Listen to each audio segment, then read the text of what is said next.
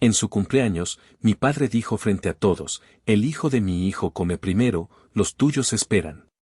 Tienen que aprender su lugar. No dije nada. Me fui. Horas después, el banco llamó para quitarles la finca que salvé con mis 3.500.000 pesos. Mi historia, la que de verdad importa, no empezó con ese grito silencioso en la fiesta de cumpleaños de mi padre.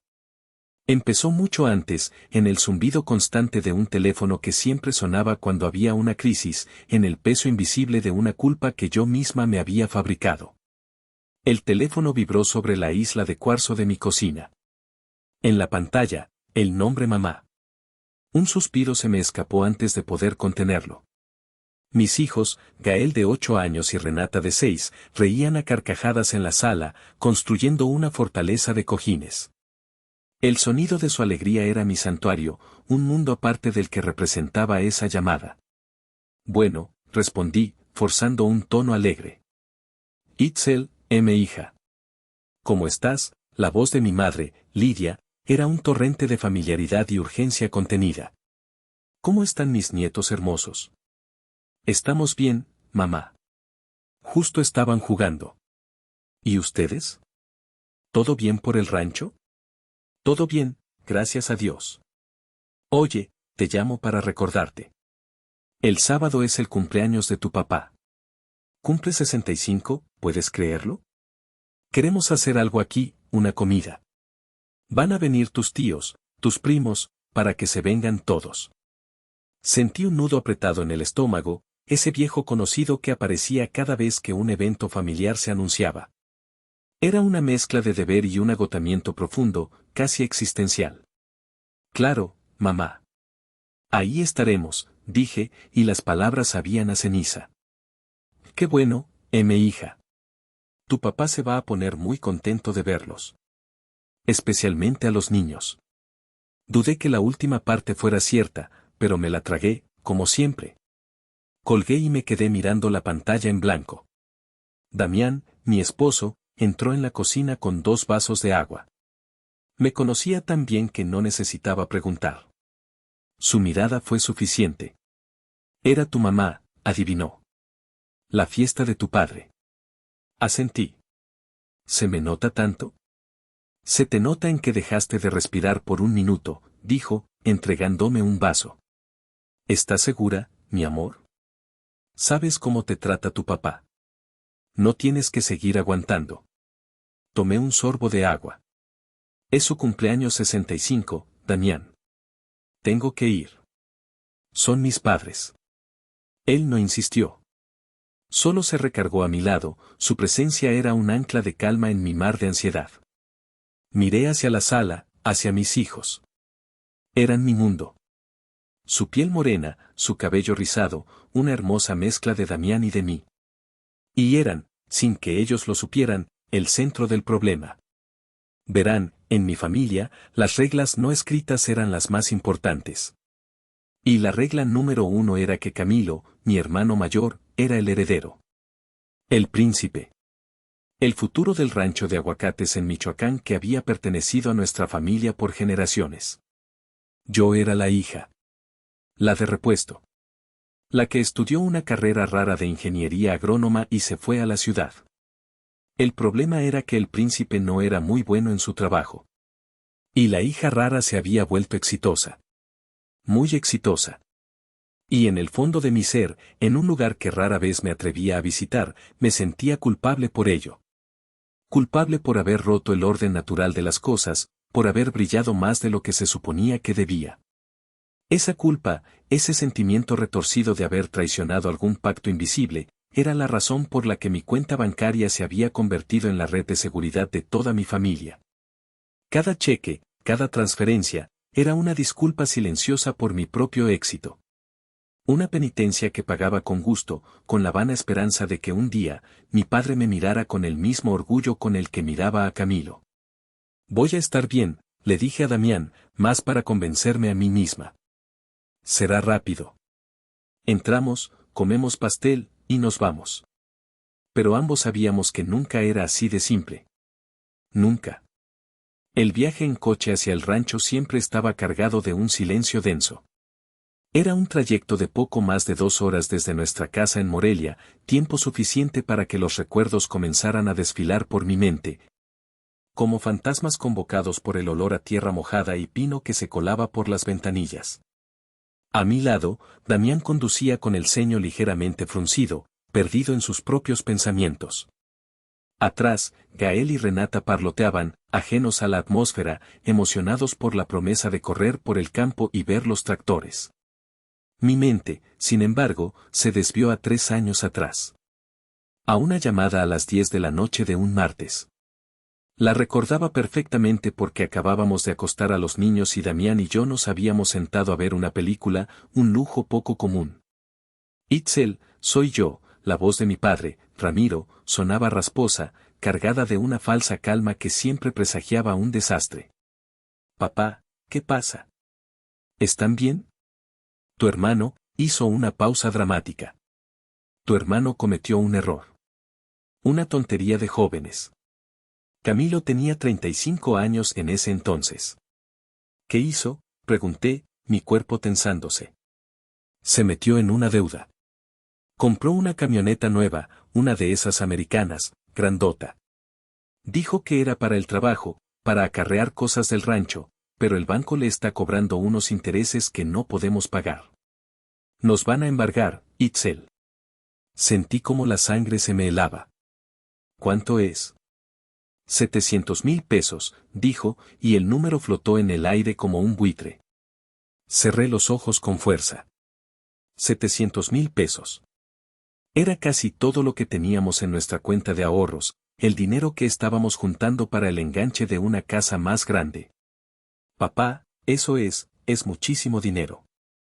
Lo sé, mi hija. Pero, ¿qué quieres que haga? Es tu hermano.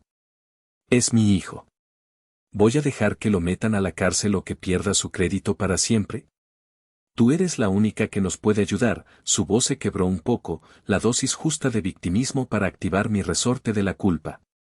Para eso te ha ido tan bien, ¿no? Para apoyar a la familia cuando lo necesita. Esa frase. Esa maldita frase que usaba como un arma. Mi éxito no era mío, era un recurso familiar que él administraba a su antojo. Damián, que había estado escuchando, me tomó la mano y negó con la cabeza. Pero yo no podía. La imagen de mi padre, un hombre orgulloso, pidiéndome ayuda de esa manera, me desarmaba. La idea de que mi hermano sufriera consecuencias reales por su irresponsabilidad me parecía, en ese momento, una crueldad que yo podía evitar. Al día siguiente, hice la transferencia. 2 semanas después, fuimos al rancho. La camioneta, una Ford Lobo negra, reluciente y monstruosa, estaba estacionada frente a la casa principal. Parecía un monumento a la imprudencia. Camilo estaba junto a ella, puliendo un rin con una franela. Hola, le dije, tratando de sonar casual. Él levantó la vista, entrecerró los ojos por el sol. Ah, hola. ¿Qué onda? Bonita camioneta, logré decir. Se encogió de hombros, una sonrisa de suficiencia dibujada en su rostro. Sí, jala bien. Hacía falta algo así para moverse por acá. Esperé. Esperé un gracias, un te lo debo, un simple reconocimiento del sacrificio que acabábamos de hacer. No llegó. Mi papá me dijo que hablaste con él, fue todo lo que dijo antes de volver a su tarea de pulir el cromo. Ese día, mientras veía a mi hermano admirar su juguete de 700,000 pesos, un juguete que yo había pagado, entendí algo. Para ellos, yo no era una persona. Era una función. Una solución. Un cajero automático con lazos de sangre. La camioneta, que ahora seguramente estaría acumulando polvo y telarañas en el granero, seguía siendo una deuda en mi memoria, un recordatorio tangible de que en el ecosistema de mi familia, yo era la que proveía y ellos eran los que merecían. Mientras el coche seguía avanzando por la carretera serpenteante, otro recuerdo, aún más antiguo y quizás más doloroso, se abrió paso. Este no se trataba de dinero perdido, sino de algo mucho más íntimo, un sueño rechazado. Fue hace 5 años. Mi consultoría de agronomía apenas despegaba. Acababa de cerrar mi primer gran contrato con un consorcio de exportadores de aguacate a Europa. La comisión fue sustanciosa, la primera cantidad de dinero verdaderamente importante que había ganado por mi cuenta. Me sentía eufórica, invencible. Y lo primero que quise hacer fue compartir ese éxito con mi familia, con mi padre. Quería demostrarle que mi carrera, esa que él había llamado una perdedera de tiempo en la universidad, tenía un valor real. Que la agronomía moderna, la tecnología y la ciencia que tanto me apasionaban, no eran solo ideas de la ciudad, sino herramientas poderosas que podían transformar el rancho. Así que invertí una parte considerable de esa comisión en lo que yo consideraba el regalo perfecto, un sistema de riego por goteo de última generación, importado de Israel. Era una maravilla tecnológica. Sensores de humedad en el suelo, control por aplicación móvil, un sistema que prometía reducir el consumo de agua en un 40% y aumentar la producción en al menos un 20%. Era el futuro, y yo se lo estaba llevando a mi padre en bandeja de plata. Llegué al rancho un fin de semana, sin avisar, con la cajuela del coche llena de cajas. Mi corazón latía con una emoción infantil. Imaginé la cara de mi padre, su sorpresa inicial, su escepticismo, y luego, con mi explicación, su eventual reconocimiento. Quizás hasta una pizca de orgullo. Encontré a mi padre y a Camilo revisando una bomba de agua vieja, cubiertos de grasa. Les traje una sorpresa, anuncié, incapaz de contener mi sonrisa. Ambos me miraron con el ceño fruncido, como si mi alegría fuera una interrupción inoportuna. Les expliqué con todo el detalle y la pasión de la que fui capaz. Les hablé de la eficiencia hídrica, del aumento en la calidad del fruto, de cómo nos pondría por delante de todos los ranchos vecinos. Les mostré los folletos, los diagramas. Mi padre escuchó con los brazos cruzados, una expresión indescifrable en su rostro. Cuando terminé, se limpió las manos en un trapo y caminó hacia mi coche. Miró las cajas en la cajuela, luego me miró a mí. No había sorpresa, ni interés. Solo una especie de fastidio. ¿Y cuánto te costó esta chatarra?, fue lo primero que dijo. Papá, no es chatarra, es tecnología de punta. Es una inversión para, empecé a decir. Me interrumpió con un gesto de la mano. No necesitamos estas cochinadas gringas aquí. En este rancho siempre hemos hecho las cosas a nuestra manera, como me enseñó tu abuelo. Con trabajo de verdad, no con juguetitos. Sentí como si me hubiera lanzado un balde de agua helada. Pero, papá, esto es para ayudar, para que no batallen tanto. Si tienes dinero que te sobra, mi hija, dijo, dándome una palmada en el hombro que se sintió más como un empujón, dámelo a mí. Yo sabré en qué usarlo mejor. Hay que pagarle a los trabajadores, comprar fertilizante del bueno, no estas porquerías. Camilo, detrás de él, soltó una risita burlona. Mi hermana, la científica, dijo, arrastrando las palabras. Cree que la vida es como en sus libritos. Me quedé ahí, de pie junto a mi coche, mientras ellos le daban la espalda a las cajas y volvían a su bomba de agua oxidada. El mensaje había sido brutalmente claro. No querían mi conocimiento. No respetaban mi profesión. No valoraban mi inteligencia. Solo veían mi éxito como una fuente de ingresos que ellos debían controlar. Las cajas del sistema de riego se quedaron en el granero. Durante años, cada vez que iba de visita, las veía arrumbadas en un rincón, cubriéndose de polvo, telarañas y excremento de pájaros. Un mausoleo a mi esperanza rota. Un recordatorio perpetuo de que, para mi padre, yo nunca sería la ingeniera brillante que resolvía problemas, sino simplemente la hija que tenía que financiar los sueños y los errores de los hombres de la casa. El chirrido de las llantas sobre la grava del camino de entrada me sacó de mis recuerdos. Habíamos llegado. La casa principal del rancho, una construcción robusta de adobe y teja roja, se erguía frente a nosotros, imponente y silenciosa. Para mis hijos, era el paraíso, un lugar de aventura sin fin. Para mí, se había convertido en un campo de batalla emocional. Gael y Renata saltaron del coche antes de que se detuviera por completo, corriendo hacia el enorme jardín. Damián y yo intercambiamos una mirada.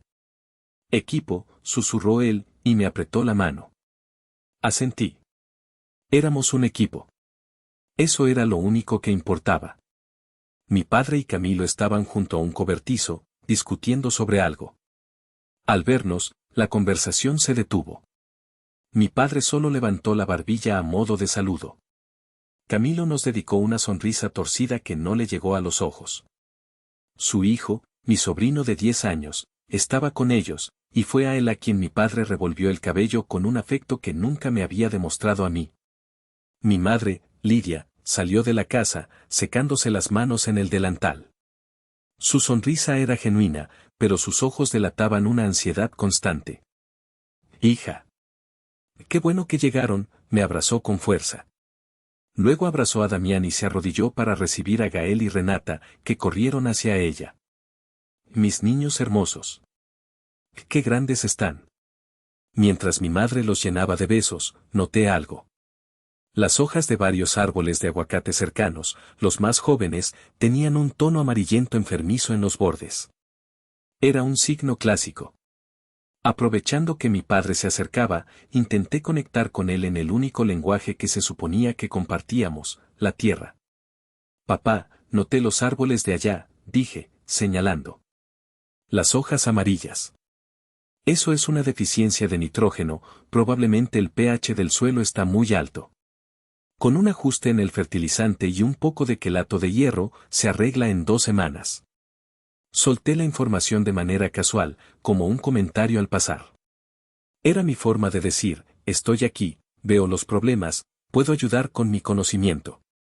Ramiro se detuvo.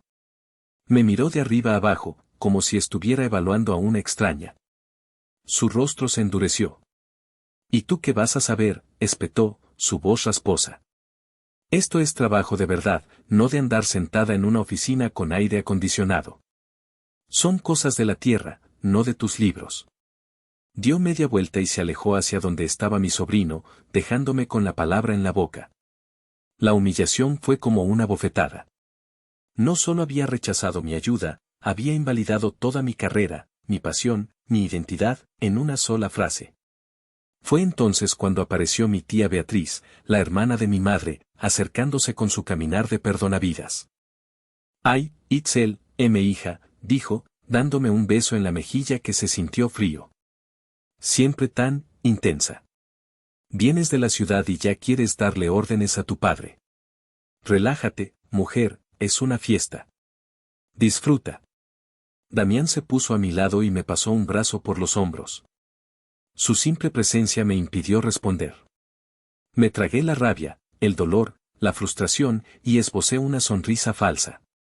La fiesta apenas comenzaba, y yo ya estaba contando los minutos para irme. El guión de siempre se estaba repitiendo, y yo, tontamente, había esperado un final diferente.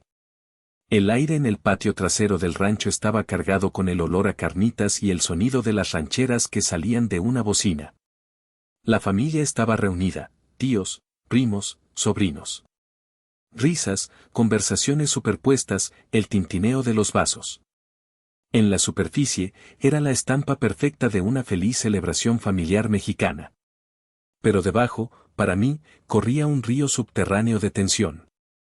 Me mantuve en un segundo plano, conversando con algunas primas, vigilando a mis hijos que jugaban con otros niños en el césped. Damián se quedó a mi lado, un guardián silencioso. Vi a mi padre, Ramiro, en el centro de todo, recibiendo abrazos y felicitaciones. Se le veía pletórico, el rey en su castillo.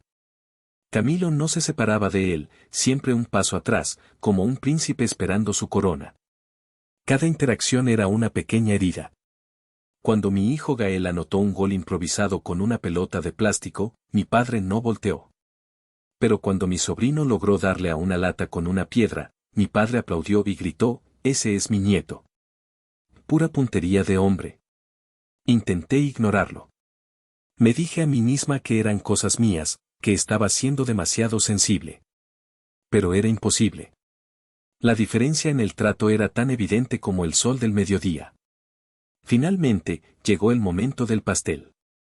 Mi madre y mi tía Beatriz salieron de la cocina con un pastel enorme, un 3 leches decorado con frutas, las velas con el número 65 ya encendidas. Todos se congregaron alrededor de la mesa larga de madera. Cantamos las mañanitas, aplaudimos. Mis hijos, Gael y Renata, se abrieron paso entre las piernas de los adultos para llegar al frente, sus caritas iluminadas por la emoción y el brillo de las velas. Mi padre sopló las velas con un soplido vigoroso. Más aplausos. Se veía genuinamente feliz. Tomó el cuchillo que mi madre le ofrecía y se preparó para cortar la primera rebanada. Se hizo un silencio expectante. Ramiro se irguió, carraspeó y levantó la voz para que todos lo escucharan. Su tono era solemne, como si estuviera a punto de pronunciar un decreto real. Gracias a todos por venir, comenzó. 65 años, se dicen fácil. He trabajado esta tierra toda mi vida, y me llena de orgullo saber que no será en vano. Que el futuro de este rancho, el futuro de nuestro apellido, está asegurado. Su mirada se posó en Camilo, y luego en el hijo de Camilo, su nieto. Por eso, continuó, levantando el cuchillo, la primera rebanada, la más grande y la más buena, es para mi nieto. El futuro patrón de este rancho. Cortó una porción generosa de pastel y se la entregó a mi sobrino, quien la recibió con una sonrisa triunfante. Hubo algunos aplausos y murmullos de aprobación. Mi hija Renata, con la inocencia de sus 6 años, se acercó a su abuelo, con los ojos brillantes y una sonrisa que partía su carita en dos. Yo quiero, abuelito. Me das a mí, dijo, extendiendo su platito de cartón. El rostro de mi padre se endureció. La sonrisa se desvaneció. Miró a mi hija como si fuera una molestia. Con la mano libre, la detuvo, un gesto brusco, casi un empujón. Y entonces, frente a toda la familia, frente a mis hijos, pronunció las palabras que se convertirían en la sentencia de muerte de la familia que yo conocía. El hijo de mi hijo come primero, dijo, su voz resonando en el silencio repentino. Los tuyos, que esperen. Tienen que aprender cuál es su lugar aquí. El mundo pareció detenerse. El sonido de las rancheras, las risas, todo se desvaneció. Solo existía el eco de esa frase cruel. Vi la sonrisa de suficiencia en el rostro de Camilo. Vi a mi madre bajar la mirada y empezar a cortar otras rebanadas de pastel, como si nada hubiera pasado. Vi a mi tía Beatriz asentir con la cabeza, como si mi padre hubiera dicho la cosa más sensata del mundo. Y vi la cara de mi hija. La sonrisa borrada, los ojos llenos de una confusión que rápidamente se convirtió en lágrimas silenciosas. Gael, a su lado, la abrazó instintivamente, su propia cara una máscara de ira y dolor. En ese instante, algo dentro de mí se rompió. No fue un estallido ruidoso, sino un crujido frío y silencioso. La última hebra de esperanza, de negación, de estúpida lealtad filial, se hizo añicos. El frío glacial que sentí no era de tristeza. Era de una claridad absoluta y aterradora. No hubo gritos. No hubo confrontación. Mi reacción fue un vacío, un silencio tan profundo y denso como el fondo del océano. En medio del murmullo incómodo que comenzó a levantarse entre los invitados, me moví con una calma que no sentía. Me arrodillé frente a mis hijos. Saqué un pañuelo del bolsillo y limpié las lágrimas de la cara de Renata. Le di un beso en la frente.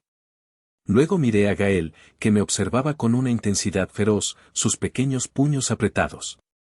Le puse una mano en el hombro. Vamos a casa, le susurré. Mi voz sonaba extraña, lejana, como si perteneciera a otra persona. Me levanté. Mis ojos se encontraron con los de Damián. No necesité decir nada.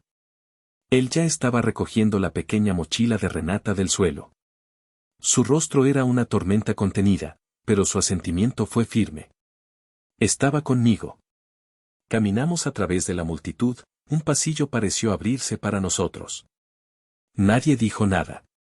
Sentí la mirada de mi padre en mi espalda, una mirada que imaginé llena de desafío, no de arrepentimiento. Sentí la de mi madre, segaramente llena de una súplica silenciosa que ya no tenía poder sobre mí. Nadie intentó detenernos.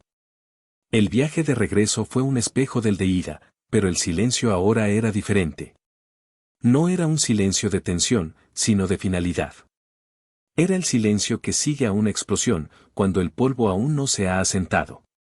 Gael y Renata se quedaron dormidos en el asiento trasero, agotados por una carga emocional que ningún niño debería tener que soportar. Sus rostros pacíficos en el sueño eran un contraste desgarrador con la humillación que acababan de sufrir.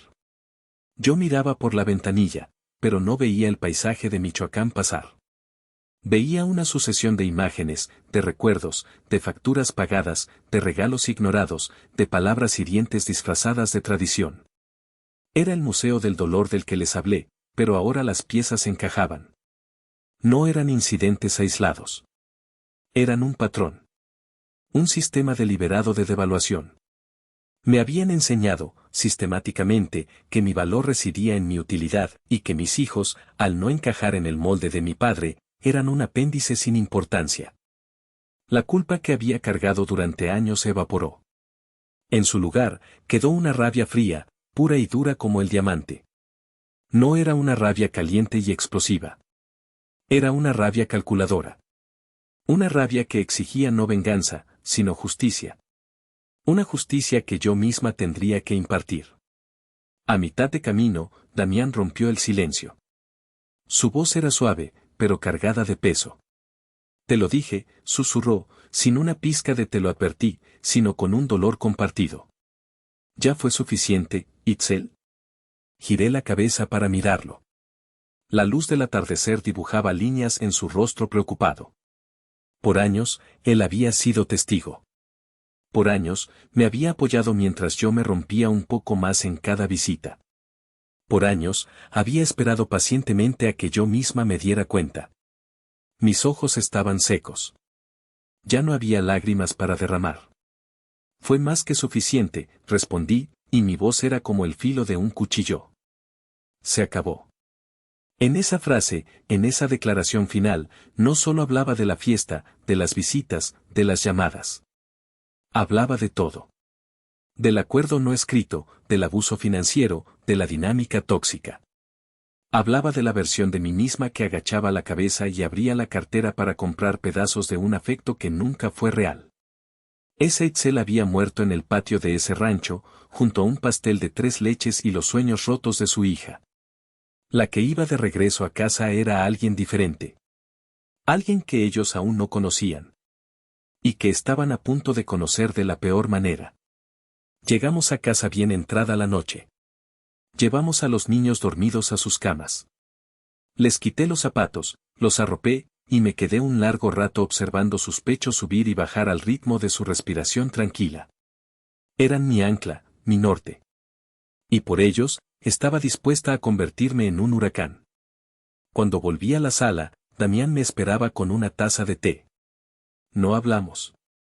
Nos sentamos en silencio, el único sonido era el tic-tac de un reloj en la pared. Después de lo que pareció una eternidad, me levanté y caminé hacia mi estudio. ¿Qué vas a hacer?, preguntó Damián, su voz llena de una cautela expectante. Lo que debí haber hecho hace 2 años, respondí sin voltear. En mi estudio, detrás de una hilera de libros de agronomía, había una pequeña caja fuerte disimulada en la pared. La abrí. Dentro, junto a nuestros pasaportes y algunos documentos importantes, había una carpeta de color azul. La saqué y la puse sobre mi escritorio. El título, impreso en una etiqueta pulcra, decía, Inversiones del Sol, SADCB, contrato de préstamo y garantía hipotecaria. Me senté y respiré hondo. Era hora de contarles la verdad. Hace 2 años, la situación en el rancho era desesperada. Una combinación de mala administración de mi hermano, precios bajos del aguacate y una deuda creciente con el banco los tenía al borde de la ejecución hipotecaria. Fue entonces cuando recibí la llamada más desesperada de todas. Mi padre, por primera vez, sonaba derrotado. Nos van a quitar el rancho, Itzel, me dijo. El banco nos dio un ultimátum. Necesitamos 3,5 millones de pesos. O lo perdemos todo. Mi primer impulso fue el de siempre, vaciar mis cuentas, pedir un préstamo, hacer lo que fuera. Pero esa noche, Damián me detuvo. No, dijo, con una firmeza que rara vez usaba. No más. No les vas a regalar ni un centavo más. Les hemos dado suficiente. Pero van a perder la casa, Damián. El patrimonio de la familia. Entonces lo salvaremos, respondió él, pero lo haremos a nuestra manera. Inteligentemente. Y me explicó su plan. Un plan brillante, audaz y despiadado. Al día siguiente, contactamos a mi abogado, el licenciado Soto, un hombre de negocios astuto y discreto. Siguiendo sus instrucciones, creamos una sociedad anónima, una empresa de inversión que llamamos Inversiones del Sol. A través de esta empresa, que no tenía ningún vínculo aparente conmigo, hicimos una oferta al banco. Les propusimos comprar la totalidad de la deuda del rancho de mi padre. Para el banco, era una oferta atractiva. Recibirían su dinero de inmediato de una entidad solvente, en lugar de pasar por un largo y costoso proceso de embargo con un deudor en problemas. Aceptaron. Luego, a través del licenciado Soto, Inversiones del Sol le ofreció a mi padre un nuevo acuerdo de préstamo. Reestructuramos la deuda con un interés más bajo y plazos más flexibles. La garantía, por supuesto, seguía siendo el rancho mismo. Mi padre, aliviado y desesperado, firmó los papeles sin leer la letra pequeña. Nunca preguntó quién estaba detrás de Inversiones del Sol. Solo vio un salvavidas y se aferró a él. En esencia, yo me había convertido en su banquero.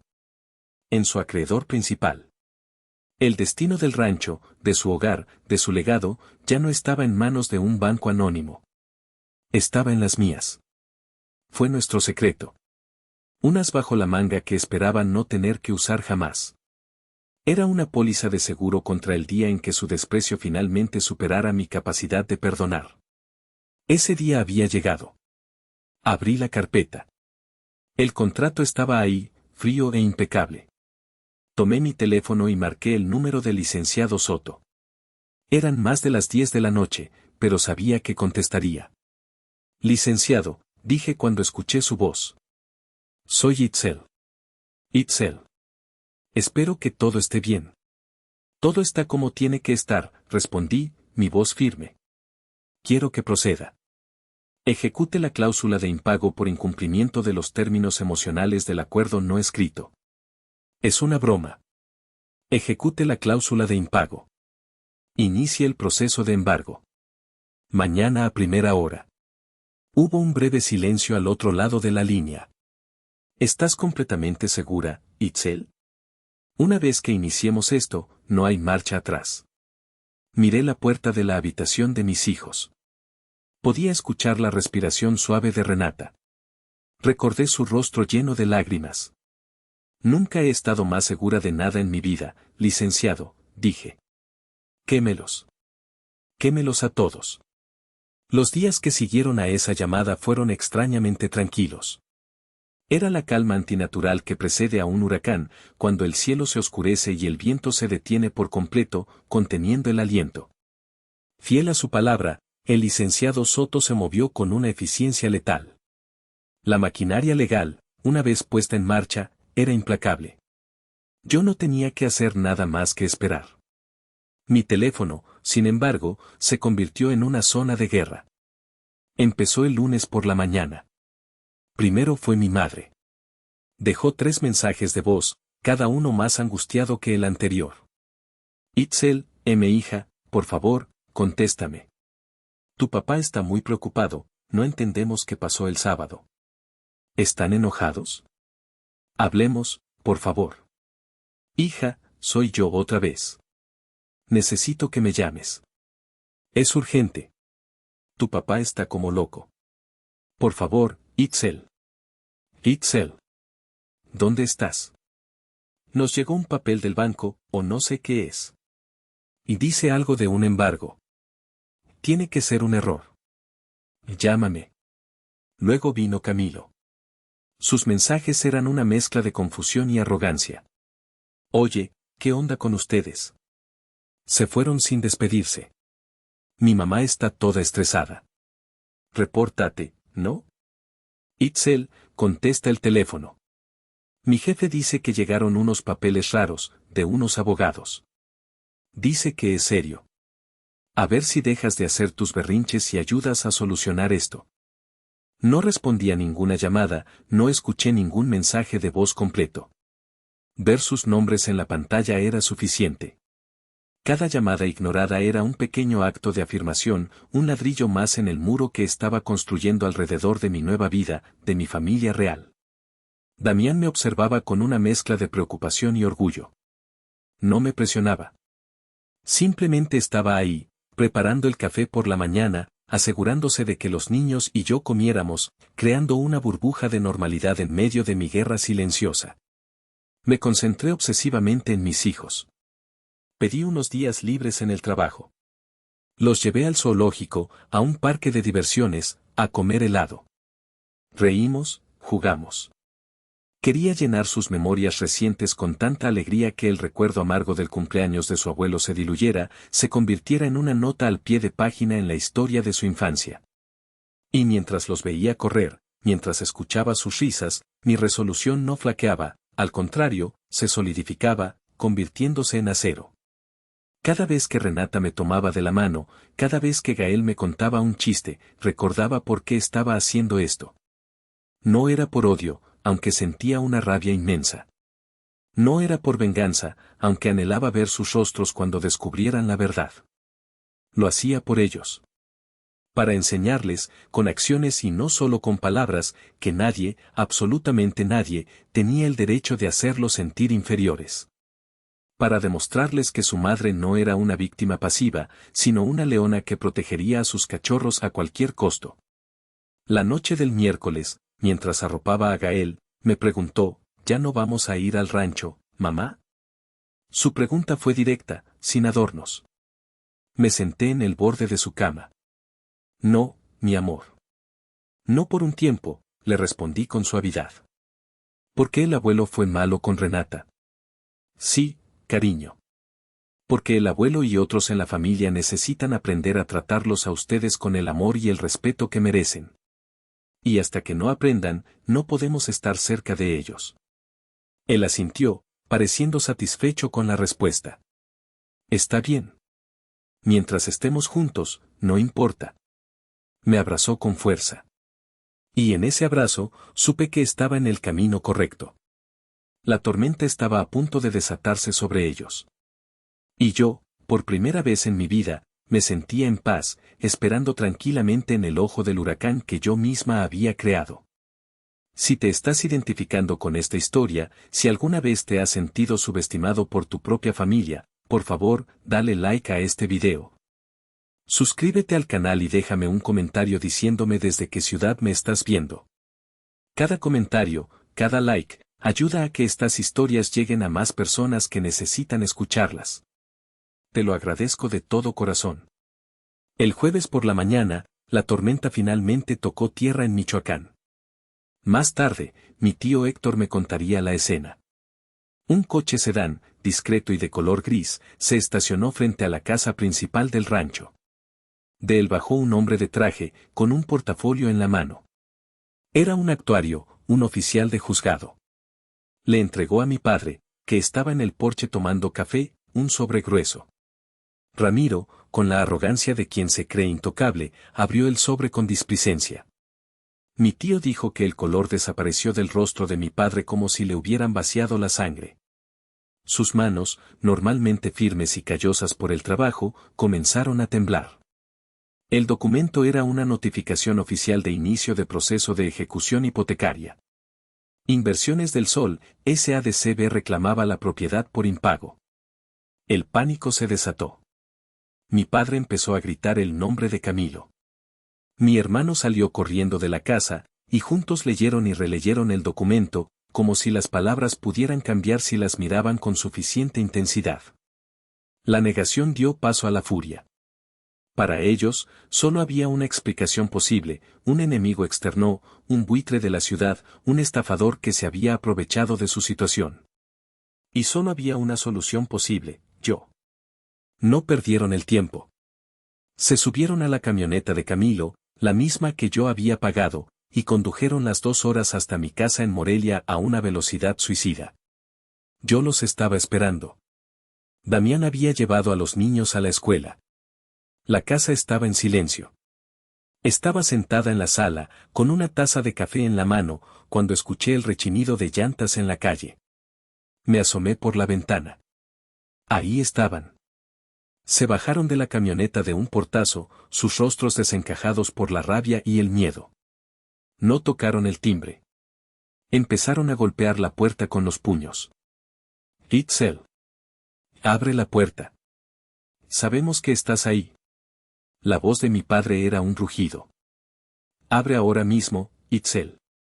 Es una emergencia, gritaba Camilo. Dejé que golpearan por un minuto más. Quería que sintieran esa impotencia, esa desesperación que tantas veces me habían provocado a mí. Finalmente, me levanté y caminé hacia la puerta con una calma deliberada. Abrí. Se quedaron en silencio por un segundo, sorprendidos por mi serenidad. Tenían el aspecto de dos hombres que acababan de correr un maratón. El sudor perlaba sus frentes, sus ojos estaban inyectados en sangre. ¿Qué se les ofrece?, pregunté, mi voz tan tranquila como un lago en calma. Mi padre me apartó de un empujón y entró en mi casa. Camilo lo siguió. ¿Qué se nos ofrece?, gritó Ramiro, gesticulando con el papel arrugado en la mano. ¿Qué es esto?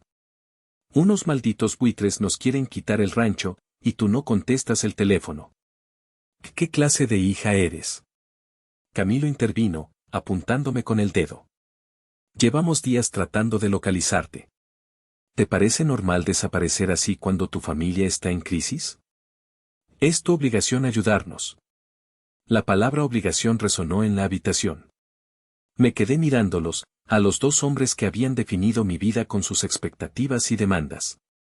Y por primera vez, no sentí miedo, ni culpa, ni siquiera tristeza. Sentí una lástima helada. Me recargué en el marco de la puerta, cruzándome de brazos. Dejé que su furia llenara el espacio, que rebotara en las paredes de mi casa, un santuario que su toxicidad no había tocado hasta ahora. Mi obligación, repetí, saboreando la palabra. Déjenme entender. Su definición de mi obligación es solucionar los problemas que ustedes mismos crean, financiar un estilo de vida que no pueden permitirse y, además, ofrecer a mis hijos para que los humillen públicamente.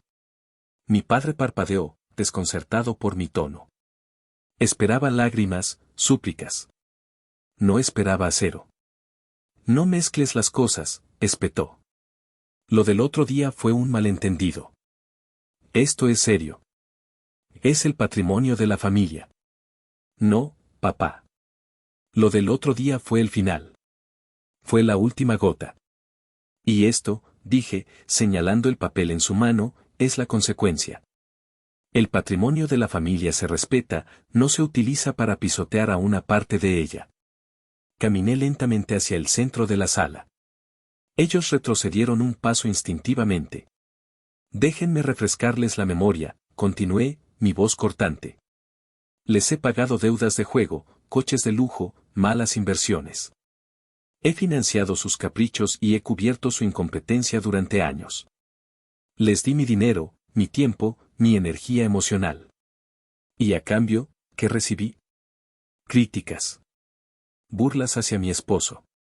Y lo más importante, un desprecio absoluto por mis hijos. Eso no es cierto, protestó Camilo. Siempre te hemos querido. Solté una risa, un sonido seco y sin alegría. ¿Quererme? Ustedes no me quieren a mí.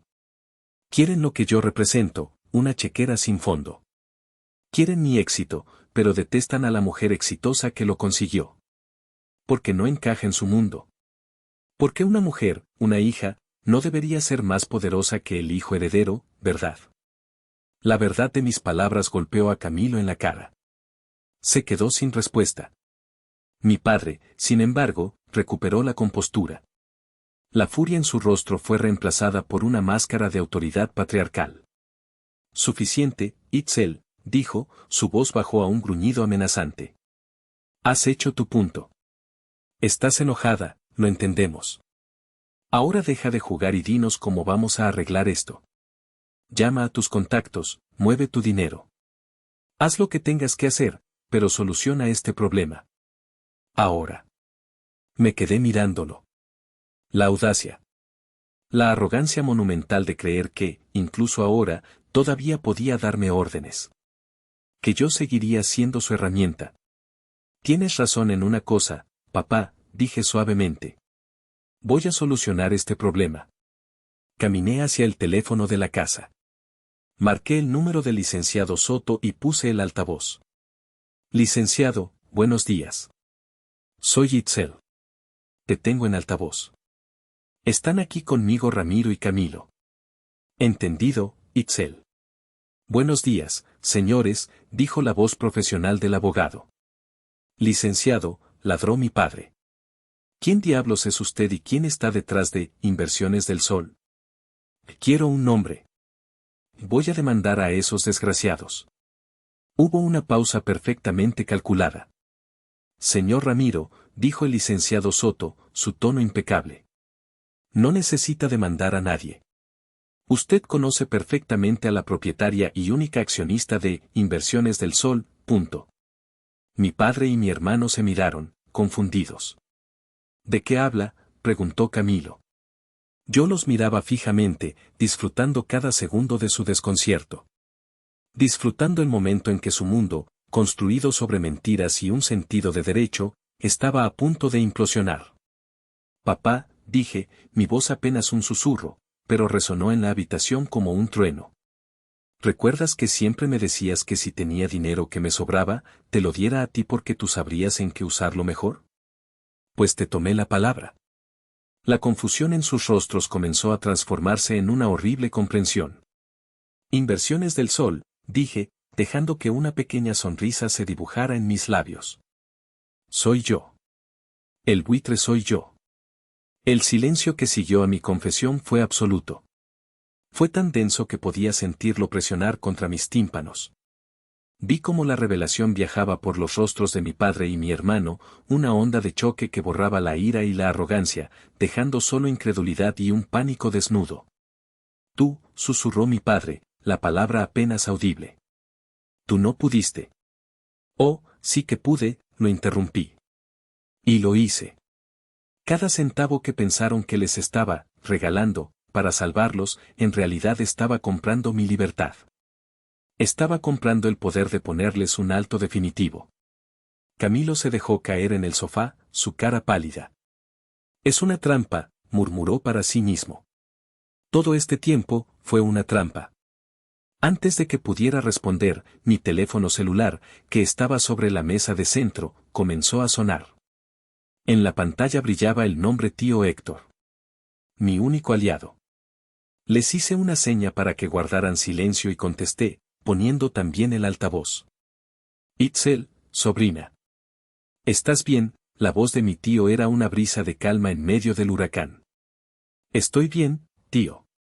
De hecho, estoy un poco ocupada. Tengo visitas. Me imagino.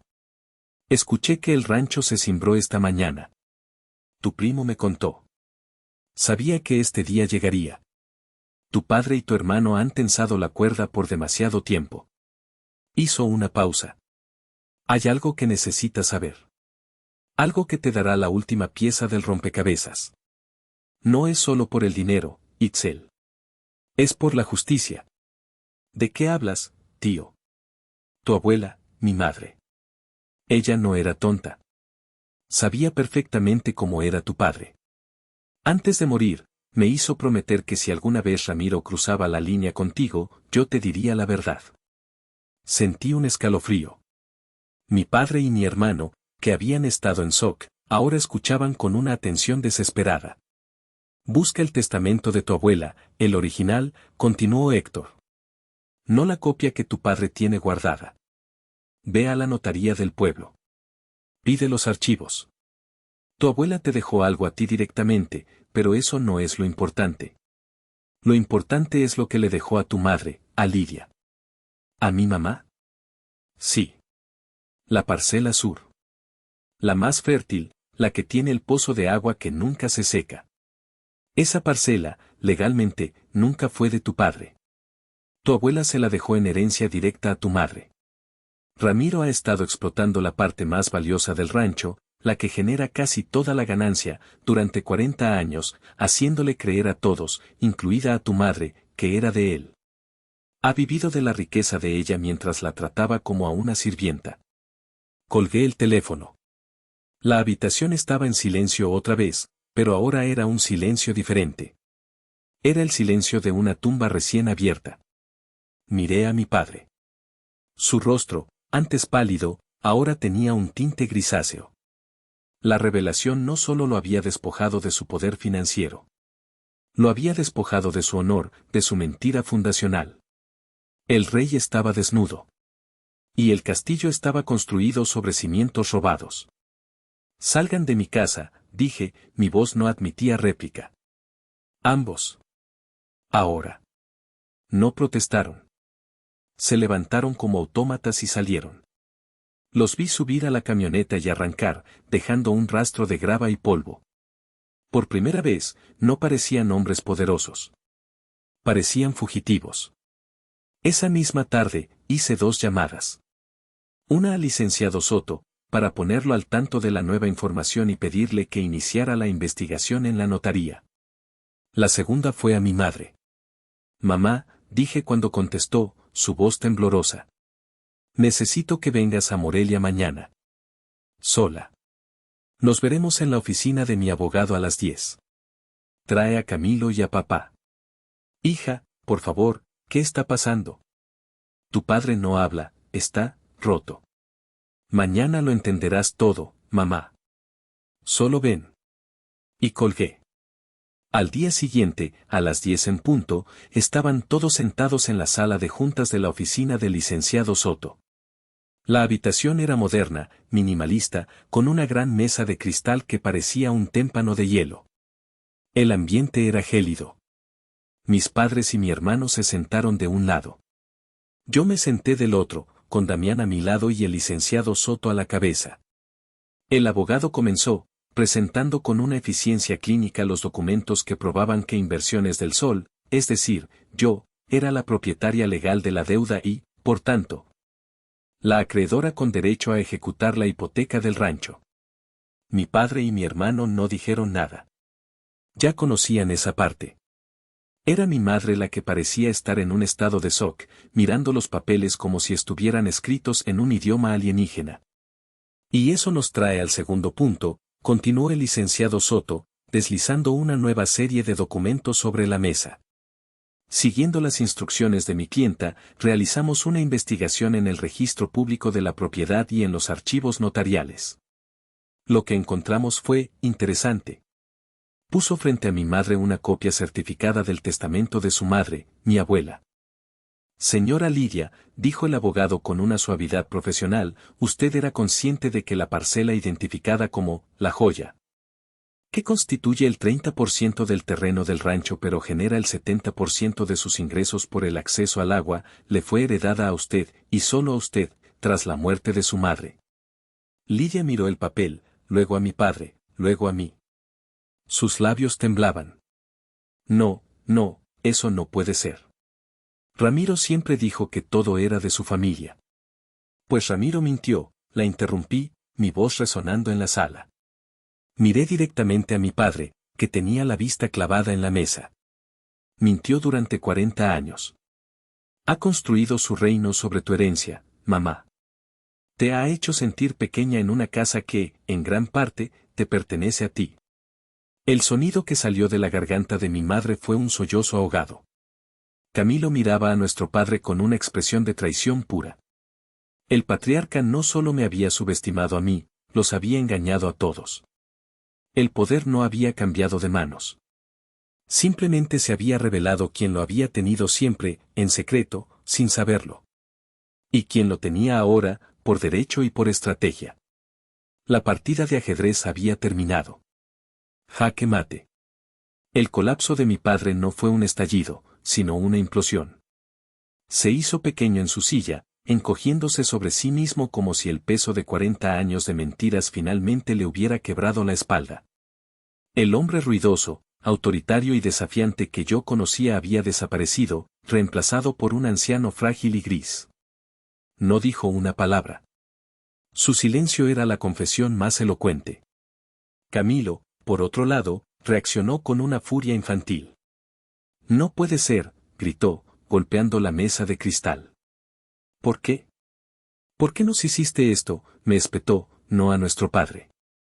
Su mente, tan acostumbrada a verme como la fuente de todos los problemas y todas las soluciones, no podía procesar que el verdadero arquitecto de su ruina era el hombre al que idolatraba.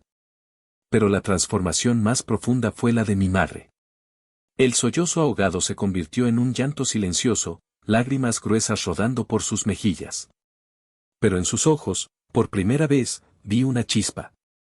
No era solo dolor. Era rabia. Una rabia que había estado latente durante décadas. Se giró lentamente para encarar a mi padre.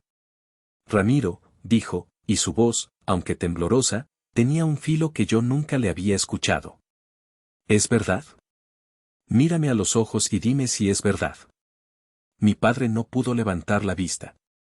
Y mírame, insistió ella, su voz subiendo de volumen. Toda mi vida me hiciste sentir que vivía de tu caridad, en tu casa, bajo tus reglas. Y todo este tiempo. Las palabras se le ahogaron. Se levantó, temblando, y caminó hacia la ventana, dándonos la espalda a todos. No necesitaba decir más. El muro de contención que había sostenido su vida se había derrumbado. La mujer sumisa y pasiva que siempre había obedecido, que siempre había justificado los desprecios de su marido, estaba viendo la verdadera naturaleza de su jaula dorada. El licenciado Soto carraspeó, devolviendo un aire de formalidad a la habitación cargada de emociones. Dada la situación, dijo, dirigiéndose a mí, usted tiene el control absoluto. Tanto como acreedora principal del préstamo, como representante de los intereses de su madre, la legítima propietaria de la parcela más valiosa. Las opciones son suyas. Todos los ojos se volvieron hacia mí. Mi padre, mi hermano, mi madre. Incluso Damián, que me miraba con una intensidad que era una mezcla de amor y asombro. En ese momento, sentí el peso del poder. No el poder de destruir, que es fácil, sino el poder de reconstruir. Podría haberlos echado a la calle. Podría haber vendido el rancho y no volver a mirar atrás.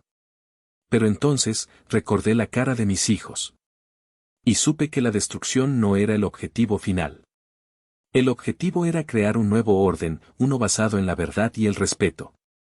Un mundo donde ellos, mis hijos, nunca tuvieran que aprender su lugar, porque su lugar estaría en todas partes, por derecho propio.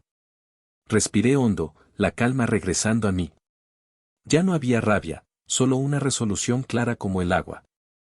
Miré a cada uno de ellos, deteniéndome un momento en cada rostro.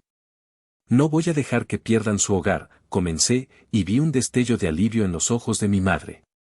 No voy a destruir el trabajo de mis abuelos. Pero que quede una cosa absolutamente clara, el reino de Ramiro se terminó. Hoy.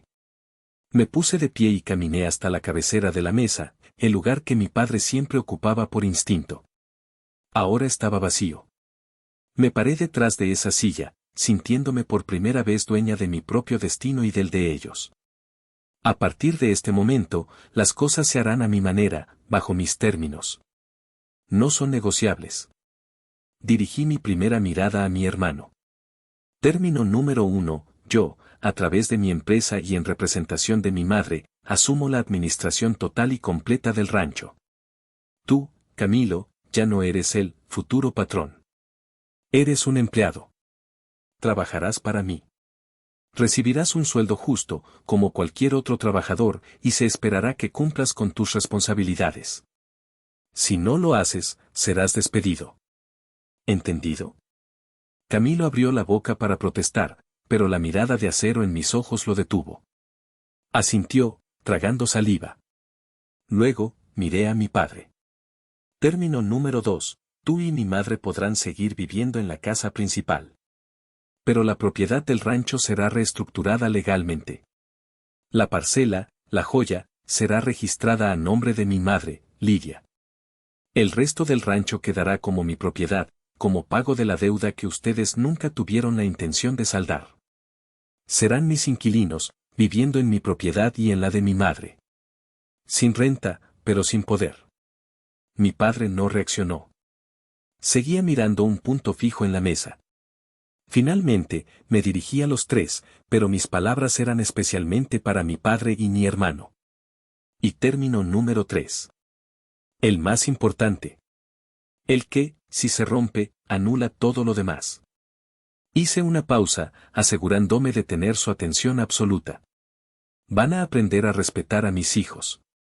Gael y Renata no son ciudadanos de segunda clase. No son los otros. No son los tuyos. Son sus nietos y sus sobrinos. Serán tratados con el mismo amor, la misma atención y el mismo plato de pastel que cualquier otro niño en esta familia. A la primera palabra de desprecio, a la primera humillación, a la primera insinuación de que ellos deben esperar las obras, este acuerdo se cancela. Venderé el rancho al mejor postor, le daré a mi madre la parte que le corresponde y ustedes tres se quedarán en la calle. ¿He sido lo suficientemente clara? El silencio en la sala fue mi respuesta. El nuevo orden había sido establecido. No con gritos, sino con la fuerza tranquila e inquebrantable de la verdad y las consecuencias. Han pasado 6 meses desde ese día en la oficina del abogado. La vida, como el agua, ha encontrado un nuevo cauce. No es un cauce tranquilo y apacible, pero es uno honesto. El rancho, bajo mi administración, está prosperando como nunca. Implementé el sistema de riego que mi padre despreció, y la producción ha aumentado un 30%. Abrí nuevos canales de exportación a Asia. Por primera vez en una década, el rancho está generando ganancias reales. Camilo sigue trabajando ahí. Es difícil para él. Puedo ver la lucha en sus ojos cada vez que tiene que seguir una de mis órdenes. Pero está aprendiendo. Está aprendiendo lo que es el trabajo duro, sin el colchón de privilegio que siempre lo protegió. Su hijo, mi sobrino, pasa menos tiempo escuchando historias de grandeza y más tiempo viendo a su padre llegar a casa cansado y cubierto de tierra.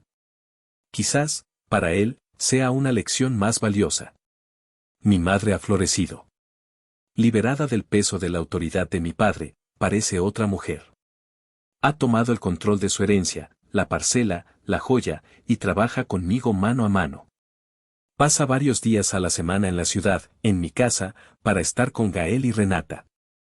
Los lleva al parque, les ayuda con la tarea, les cocina sus platillos favoritos. Está recuperando el tiempo perdido, construyendo un puente sobre el abismo que su silencio ayudó a cavar. La veo reír, una risa genuina y libre que no le había escuchado en años. Mi padre es el que más lucha. Su orgullo quedó hecho añicos. Vive en la misma casa, pero ya no es su castillo. Es un rey exiliado en su propio reino. Habla poco. Pero observa. Observa cómo el rancho florece sin él. Observa a mi madre, más independiente y feliz.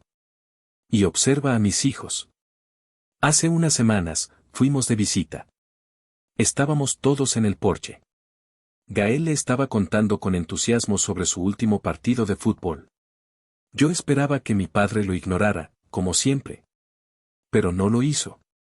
Lo escuchó atentamente y, cuando Gael terminó, le dijo, eso es tener agallas. Defender tu portería así.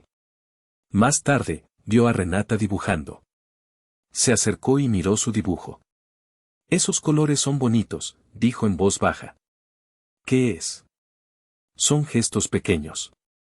Migajas de una conexión que él mismo destruyó. No sé si son por arrepentimiento genuino o por el miedo a perderlo todo. Quizás una mezcla de ambos. No espero una disculpa. Sus acciones, por pequeñas que sean, tendrán que hablar por él. Ya no siento rabia. Solo una especie de paz agotada. No rompí a mi familia para destruirla, sino para sanarla. Tuve que amputar la parte enferma para salvar al resto.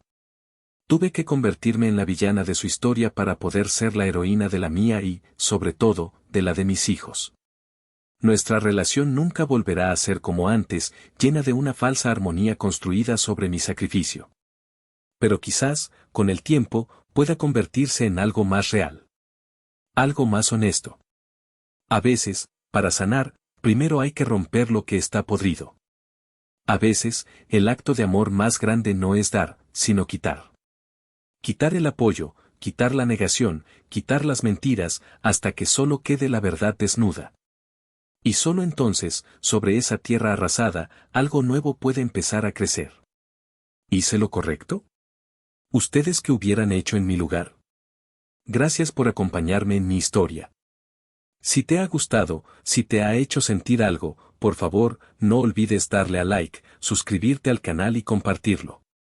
Tu apoyo me ayuda a seguir trayendo historias que merecen ser contadas. Si están disfrutando de este relato, me darían una alegría muy grande si presionan el botón de hipear. Su apoyo significa muchísimo para mí y me anima a seguir buscando historias para ustedes. Muchas gracias de corazón.